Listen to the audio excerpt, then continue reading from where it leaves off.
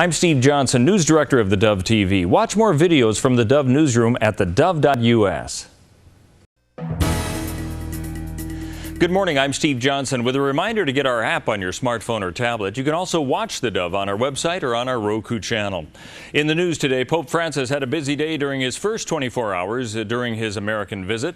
The Pope began at the White House, then had a meeting with bishops where he praised them for taking up the cause of immigrants and urged them to welcome even more foreigners coming across the border. Earlier, he said what he really wanted to do was to listen to concerns during his United States trip. I look forward to these days of encounter and dialogue, in which I hope to listen to and share many of the hopes and dreams of the American people. Now, among those in the audience for Pope Francis' two-day visit to Washington were members of the Supreme Court. Chief Justice John Roberts, Justice Anthony Kennedy, and Justice Sonia Sotomayor attended Wednesday's Mass at the Basilica of the National Shrine of the Immaculate Conception. All three say they are Catholics. Hundreds have been killed after a stampede during the yearly Islamic pilgrimage. Saudi Arabia's Civil Defense Directorate says more than 700 people killed in the stampede at the annual Hajj pilgrimage. The crush happened in Mina, about 3 miles from Mecca. Mina is where pilgrims carry out a symbolic stoning of the devil by throwing pebbles against 3 stone walls. It also houses more than 160,000 tents where pilgrims spend the night during the pilgrimage. Some 2 million people are taking part in this year's Hajj pilgrimage, which began on Tuesday. Maybe a bit early, but meteorologists say it appears a forecasted El Nino will peak in early winter. As Pacific water warms, creating El Nino conditions, Oregon's drought might not get much relief, though. Ryan Sandler with the National Weather Service says while increased rain is expected because of El Nino conditions, precipitation can be expected to stop short of impacting the state in a major way.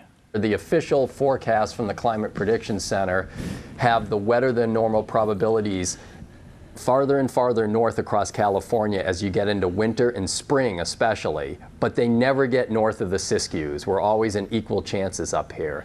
Now, Sandler says all that could change as their seasonal forecasting is revised next month.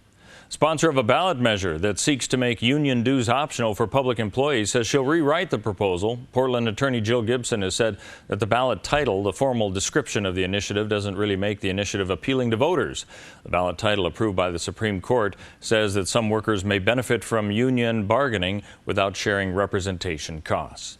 Let's take a look at what we can expect on the weather scene for our area. And in Northern California and Wairika, partly cloudy and 88 today, 88 tomorrow. Could get down to 76 by Monday. No rain in the forecast. As we move into the Klamath Basin, 83 today and tomorrow, cooling down to 78 on Saturday, bumping up on Sunday. Could get down to 73 again on Monday. As we head along the Oregon coastal area, 70 today, 69 tomorrow. We could see some rain Saturday, Sunday, and more so on Monday with a high of 67. As we move into the Central Oregon area bend, mostly sunny and 80 today, down to 72 by Saturday and Sunday, 71 on Monday, and a slight chance of rain. And for Southern Oregon in the Medford, Grants Pass, and Ashland area, 89 today, 87 tomorrow, down to 81 on Saturday. And in fact, we might see some rain on Monday. The highs will only be up to about 77 degrees. Overnight lows somewhere in the upper 40s, low 50s. That's news and weather on the Dove.